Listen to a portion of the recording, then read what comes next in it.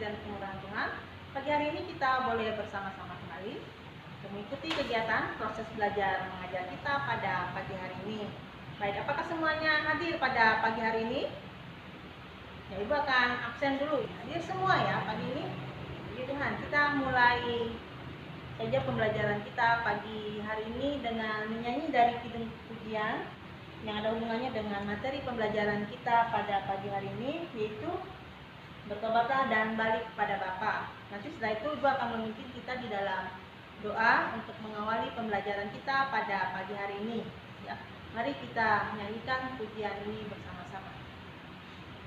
Bertobatlah dan balik pada Bapa, ya tunggu kau dengan kelimpahannya.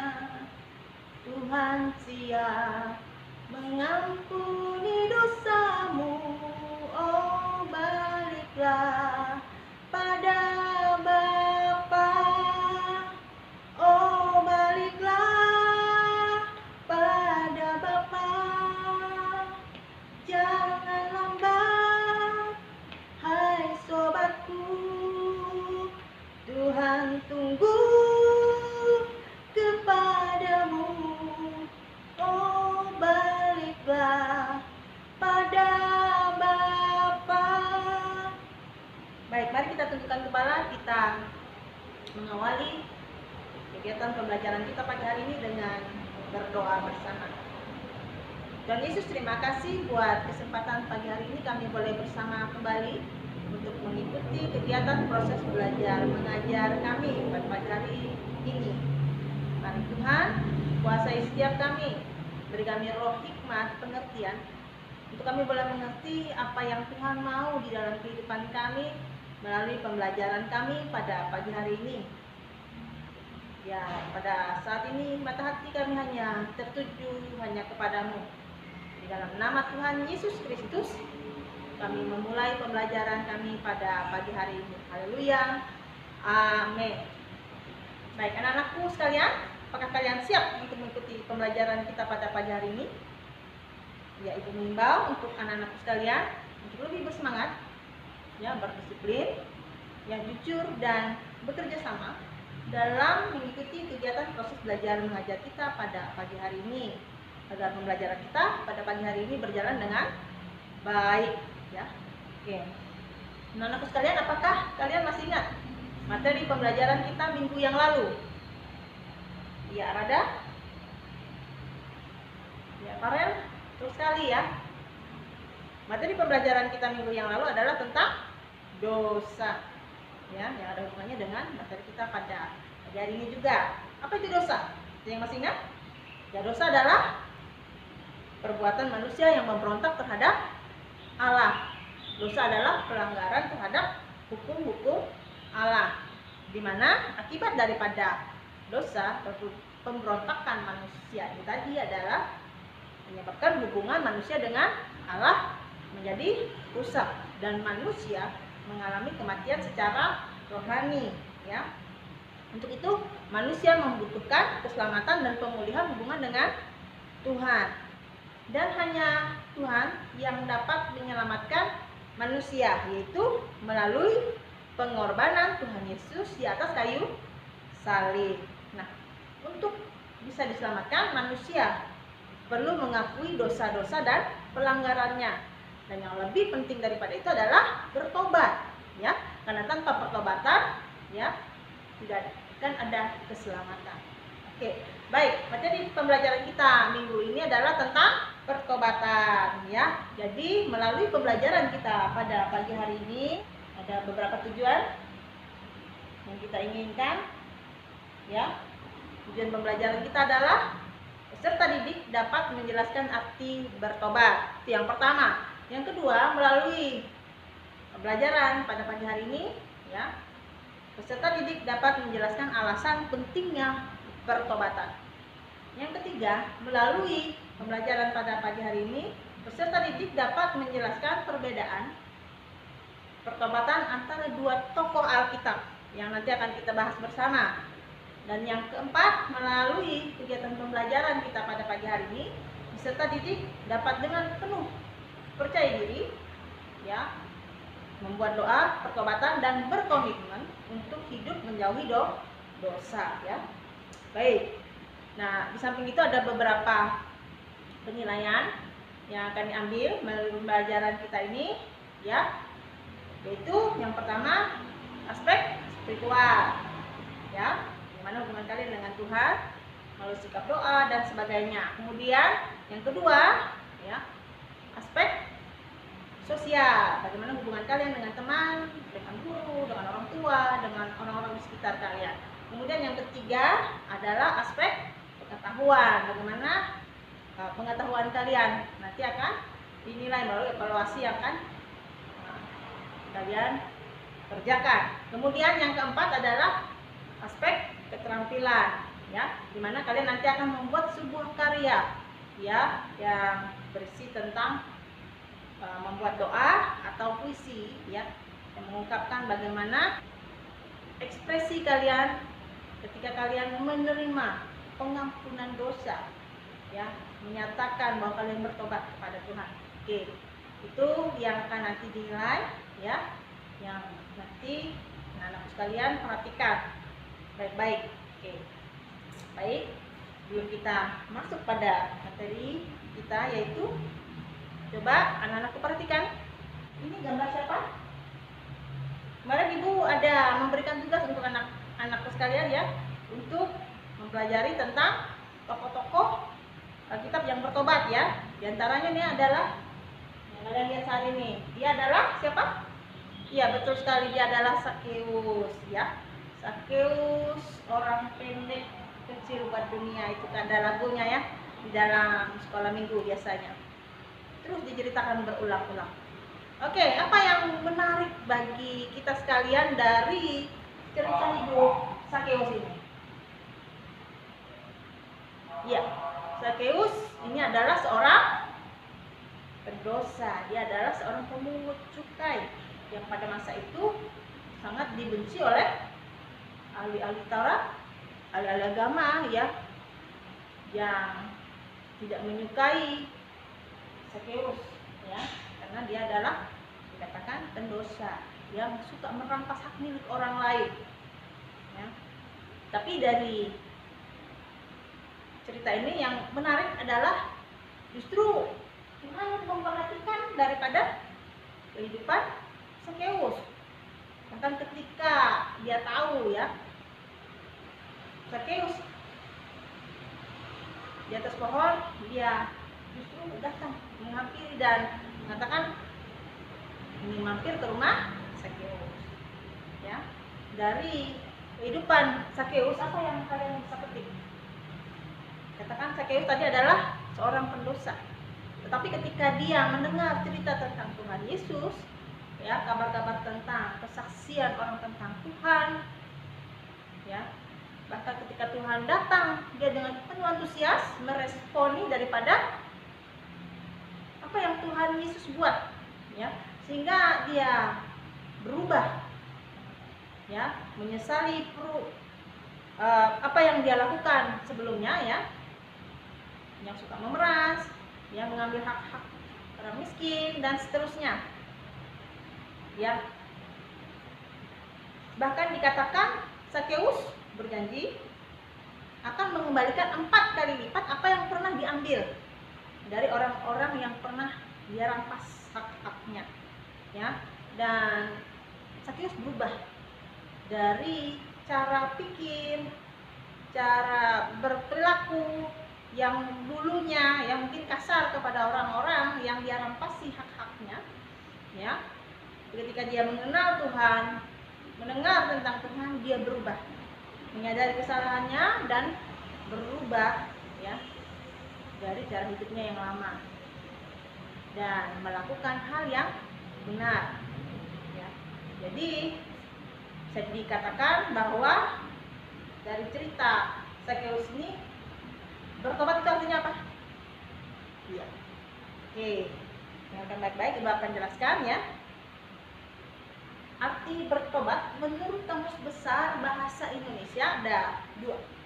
Yang pertama adalah sadar dan menyesal akan dosa atau perbuatan salah dan berniat hendak memperbaiki tingkah laku yang salah atau perbuatan yang salah dan sebagainya. Itu yang pertama. Yang kedua ya, arti dari bertobat menurut Kamus Besar Bahasa Indonesia adalah kembali kepada Tuhan atau agama, ya, atau jalan yang benar, kembali ke jalan yang benar. Jadi artinya bertobat adalah berbalik arah, tidak melakukan perbuatan yang cacat atau tidak benar lagi, dan kembali ke jalan yang benar. Itu arti bertobat menurut Kamus Besar Bahasa Indonesia atau secara umumnya, ya. Nah, bagaimana kalau menurut Alkitab? Menurut Alkitab adalah bertobat itu berarti berbalik secara total, ya, dari perbuatan yang lama melawan kehendak Tuhan ke kehidupan yang baru yang menurut kehendak Allah. Dalam Kisah Para Rasul 26 ayat yang ke-20 dikatakan, tetapi mula-mula aku memberitakan bahwa mereka harus bertobat dan berbalik kepada Allah serta melakukan pekerjaan-pekerjaan yang sesuai dengan pertobatan itu, ya. Kalau demikian bisa kita katakan bahwa bertobat artinya adalah mengubah sikap dan gaya hidup yang tadinya tidak hidup di dalam iman kepada Yesus, ya, menjadi hidup beriman kepada Yesus. Nah, hidup beriman kepada Yesus atau beriman artinya mewujudkan semua ajaran Yesus di dalam perbuatan-perbuatan kita, ya. Jadi dikatakan dalam Alkitab bertobat berarti berubah pikiran. Alkitab juga memberitahu bahwa pertobatan sejati membuat perubahan tingkah laku atau perilaku, ya. Itu bisa kita baca dalam Lukas pasal yang ke-3 ayat yang ke-14 sampai Lukas pasal 3 ayat 8 sampai yang ke-14, ya.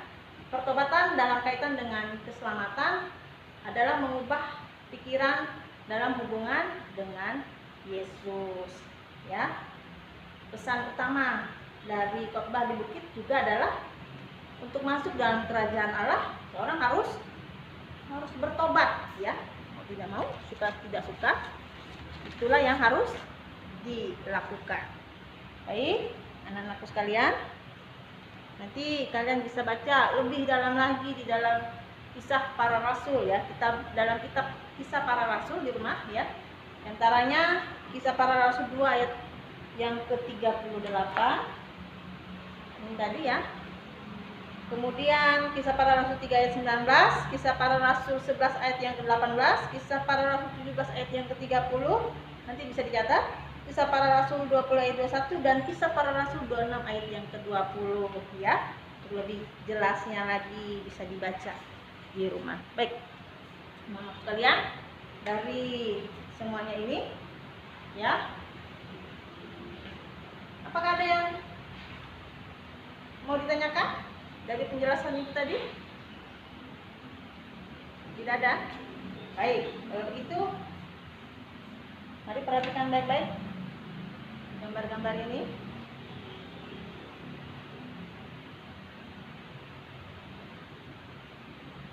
Ini gambar siapa? Ya, ini adalah gambar Petrus, ya. 3 kali Petrus menyangkal Tuhan Yesus, tapi kemudian akhirnya dia bertobat. Ini lagi gambar yang kedua. Ini adalah gambar Yudas Iskariot, ya, ketika dia menjual Yesus dan dia menerima 30 keping uang perak, ya. Dari kehidupan kedua tokoh ini yang adalah kedua-duanya adalah murid Tuhan Yesus, ya. Kalian bisa simpulkan antara dua pertobatan mereka ini. Kalian kerjakan di dalam kelompok, ya. Perhatikan lembar kerja peserta didik LKPD, ya, dan masuk dalam kelompok-kelompok, ya. Nanti Kita akan berhitung 1, 2, 3. Kelompok 1 yang tadi urutan nomor 1. Kemudian yang kedua adalah kelompok 2 yang dapat urutan kedua. Kemudian yang 3 ya adalah kelompok yang tadi mendapat urutan yang ketiga. Jadi silahkan bergabung di dalam kelompoknya masing-masing dan kerjakan ya lembar kerja ini ya di dalam kelompoknya masing-masing. Nanti kita akan bahas bersama ya, dipresentasikan satu persatu per kelompok ya. Sementara kelompok yang satu nanti mempresentasikan, yang lain ya, menanggapi. Nah, waktu dan tempat Ibu persilahkan ya untuk mengerjakannya.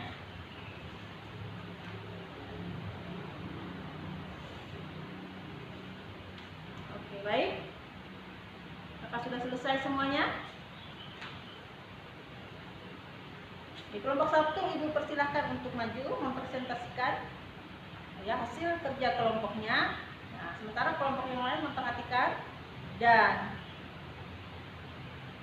boleh menanggapi ya dari hasil kelompok temannya dari kelompok 1 ya. Kelompok 2 dan 3 silahkan memperhatikan dan mengamati presentasi ke kelompok temannya.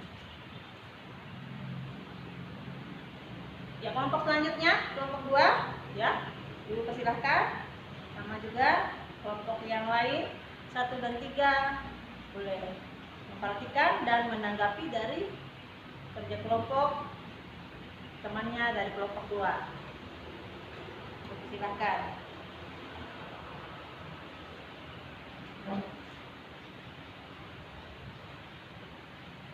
Ya, kelompok terakhir ya. Waktu dan tempat Ibu persilahkan. Silakan. Yang lain sama memperhatikan juga dan boleh menanggapi hasil kerja kelompok temannya.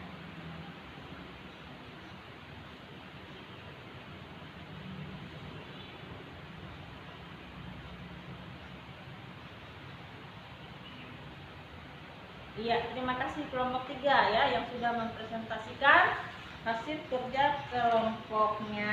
Oke, applause dulu buat teman-temannya tadi ya yang sudah mempresentasikan tugas kelompoknya masing-masing. Jadi seperti yang kalian katakan bersama ya, kita akan bahas bahwa melanjutkan pertobatan antara pertobatan Petrus dan Yudas. Bagaimana pertobatan Petrus?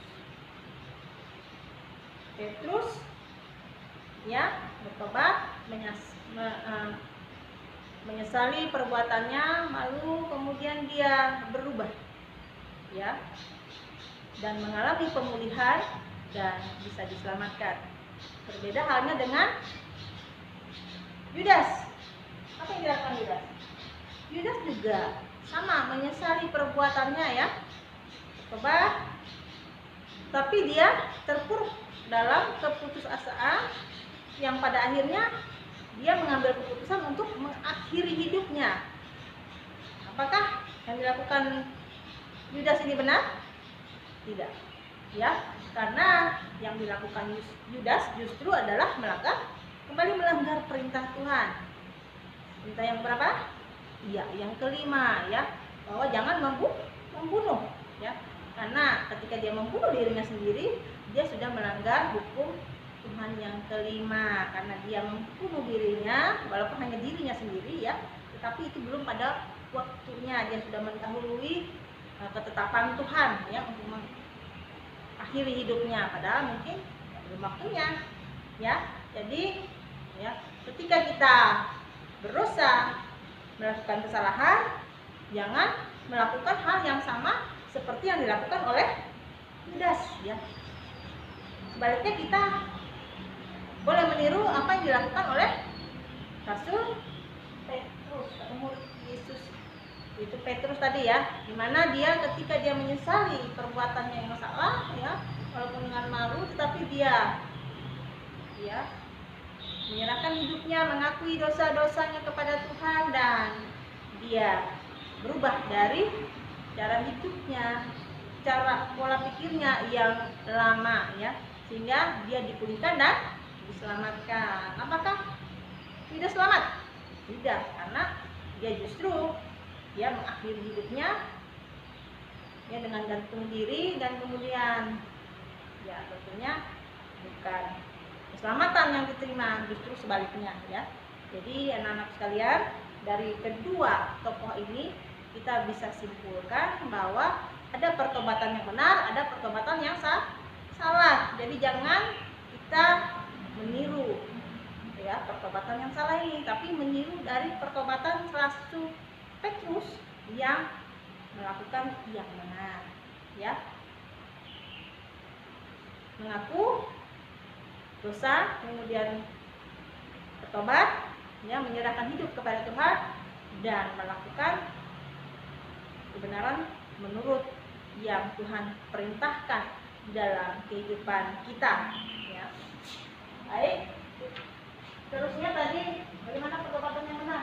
Tadi sudah kita bahas bersama ya, bahwa pertobatan yang benar adalah menyesali kesalahan ya, kemudian mengakui kesalahan itu dan mengalami pemulihan, minta kepada Tuhan untuk dipulihkan, disembuhkan dari perbuatan yang tidak baik ya. Kemudian tentunya menghasilkan buah-buah roh ya.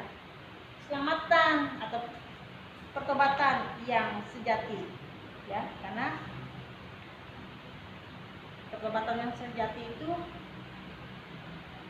ya pertobatan yang membuat perubahan tingkah laku. Bisa kita lihat dalam Lukas 3 ayat yang ke-8 sampai yang ke-14 ya.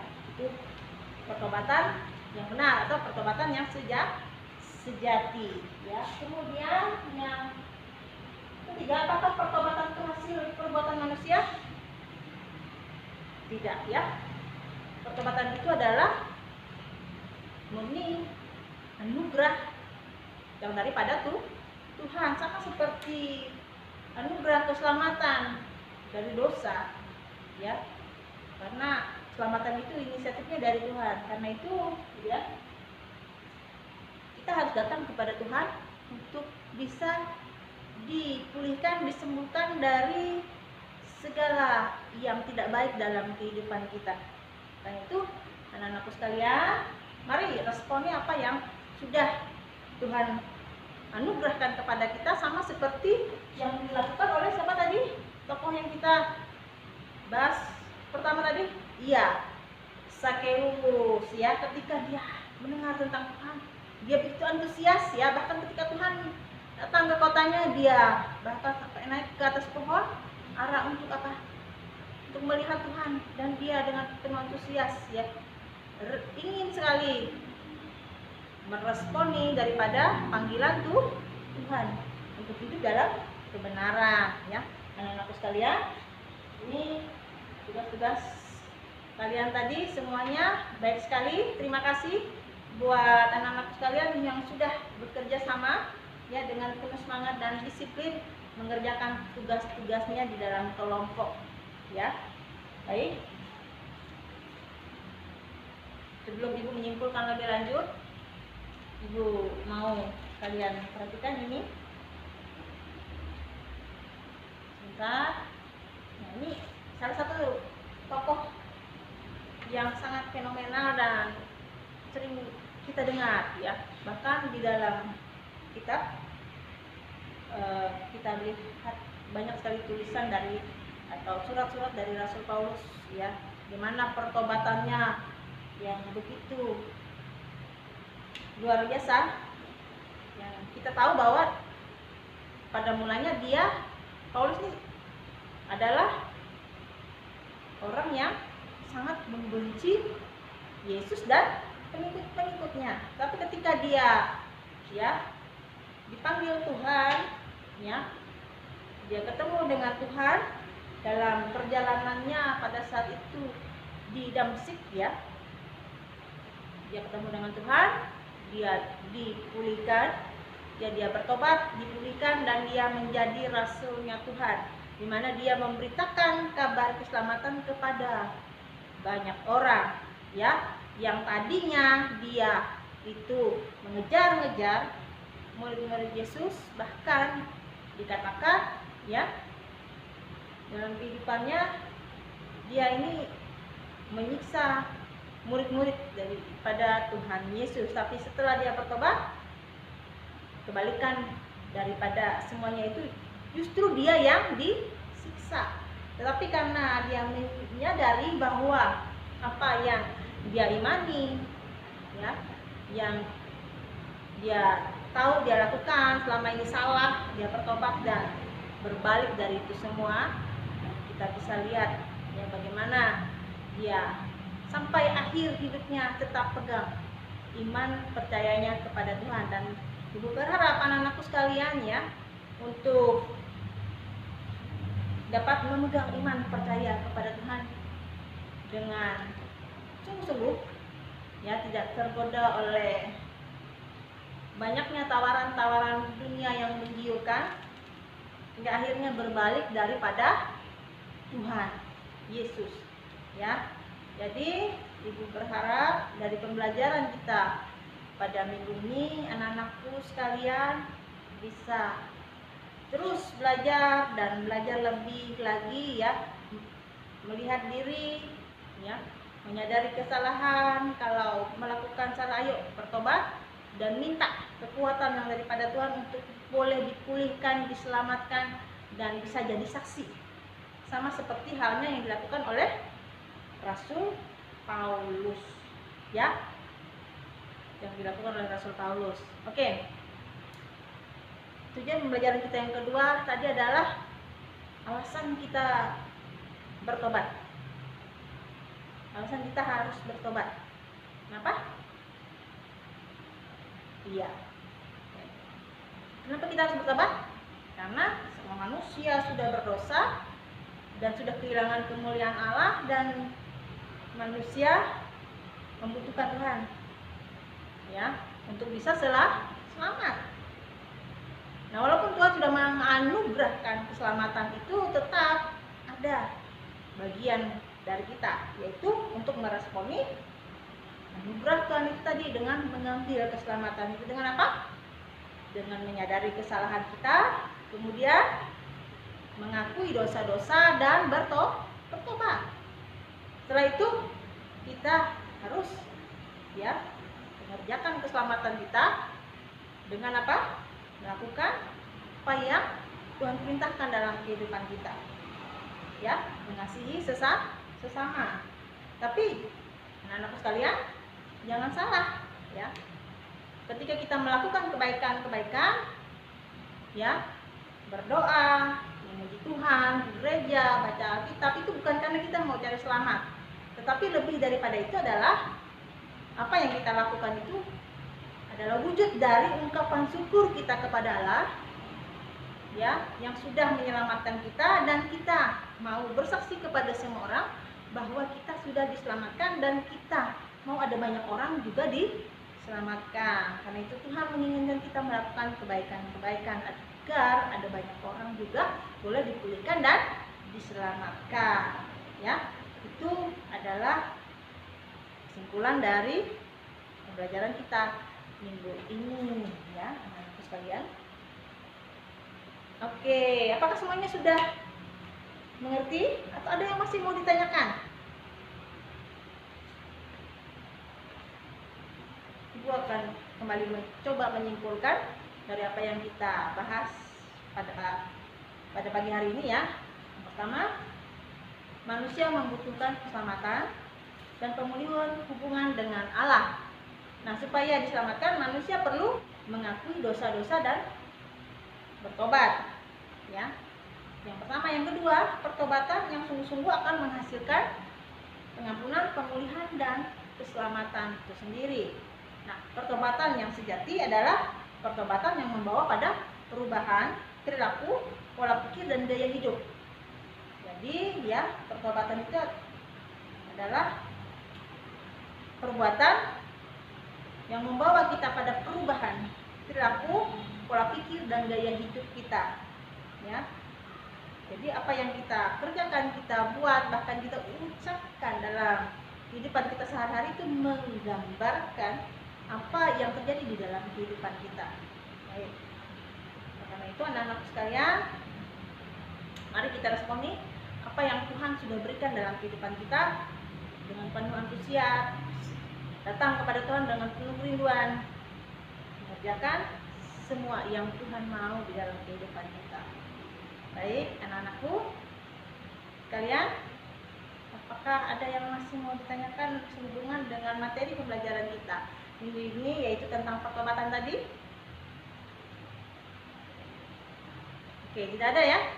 Ya, kalau begitu Ibu yang bertanya, kita masuk pada evaluasi. Silakan ambil kertasnya masing-masing, mengerjakan tugas ini ya. Menjelaskan arti pertobatan yang pertama, kemudian menjelaskan pentingnya pertobatan itu dalam kehidupan manusia. Yang ketiga, bagaimana wujud pertobatan yang positif dan negatif. Dua tokoh tadi ya mewakili. Kemudian buat sebuah doa atau puisi yang berisi ungkapan ekspresi atas anugerah keselamatan yang Tuhan berikan. Ya, silahkan dikerjakan. Kalau sudah boleh dikumpulkan ke depan ya.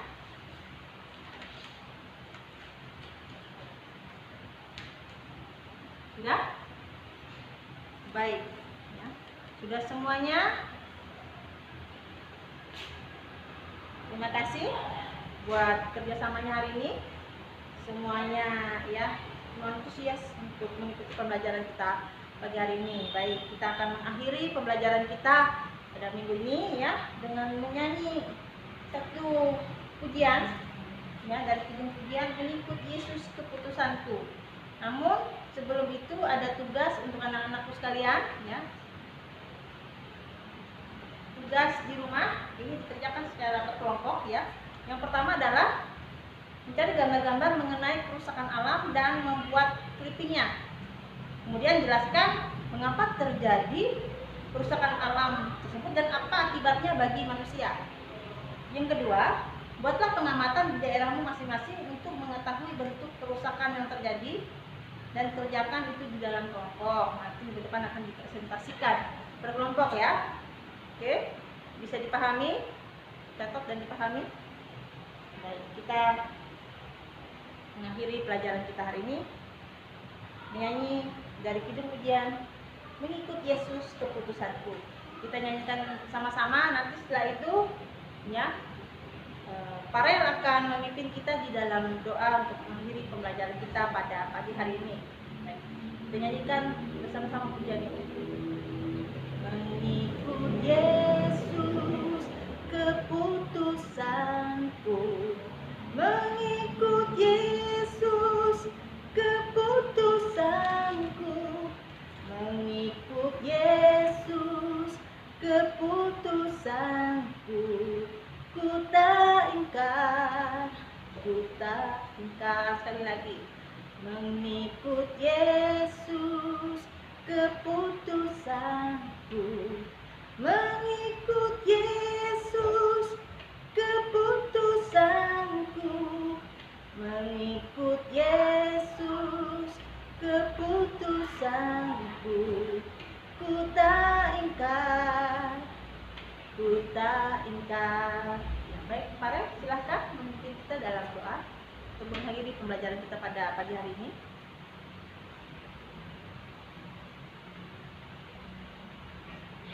Terima kasih Farel yang sudah memimpin kita dalam doa ya mengakhiri pembelajaran kita pada pagi hari ini. Dan Ibu ingatkan sekali lagi ya anak-anakku, kerjakan tugasnya di rumah dengan baik ya, secara berkelompok, karena itu nanti adalah ada hubungannya dengan materi pembelajaran kita minggu yang akan datang, yaitu tentang Allah memelihara alam. Ya, baik, itu materi pembelajaran kita minggu ini ya. Terima kasih buat kerjasamanya, buat semua yang sudah kita lakukan bersama. Terima kasih. Dan Yesus memberkati. Shalom.